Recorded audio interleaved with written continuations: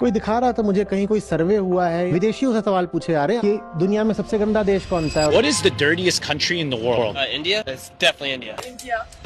India. और ज्यादातर लोग कह रहे हैं इंडिया। और हम बहुत धार्मिक लोग हैं। जरूर हमारी इस धार्मिकता में और हमारी इस सार्वजनिक जगहों के गंदे होने में कोई गहरा नाता है। गरीबी बिल्कुल एक कारण है, पर सिर्फ गरीबी कारण नहीं हो सकती, क्योंकि और भी गरीब देश हैं, वो इतने गंदे नहीं हैं। तो इसीलिए आप पाओगे कि हमारे पूजा स्थल, हमारे देवालय सबसे गंदे रहते हैं। लेकिन ये बात आप घरों के अंदर नहीं पाओगे। घरों में सफाई रहेगी, घर में अगर मंदिर है तो एकदम साफ मिलेगा। मुझे अपना देखना है, कोई और क्या कर रहा है वो मेरी जिम्मेदारी थोड़ी है। मुझे स्वर्ग मिल जाए, मुझे मोक्ष मिल जाए। मैं दान भी किसी को दूं तो इसलिए कि मुझे पुण्य मिल जाए। मैं किसी को अगर मरने से बचाऊं भी तो इसलिए कि मुझे पाप न लग जाए। सब कुछ स्वयं तक सीमित, तो अपनी जिम्मेदारी भी सीमित। फिर मैं क्यों फिक्र करूं कि दुनिया गंदी हो रही है, कि मोहल्ला गंदा पड़ा हुआ है, क्या फर्क पड़ता है। मैं जाकर के अपने मोक्ष, अपने उद्धार के लिए गंगा में डुबकी मार रहा हूँ और गंगा को गंदा कर रहा हूँ। ये काम हम ही लोगों ने करके दिखाया है। मुझे मेरा मोक्ष मिल जाए तो मिल जाए, उसके लिए मैं गंगा को माँ कहता हूँ। माँ मैली हो तो होती रहे। दुनिया में किसी देश में इतनी गंदी नदियाँ आपको नहीं मिलेंगी। और लोक धर्मियों ने नदियों को माँ बोला, ये भी किसी और देश में नहीं मिलेगा आपको। भारत में पर्वतों की जो दुर्दशा है, ये आपको दुनिया में कहीं ना मिले। लेकिन हमने अपने पर्वतों को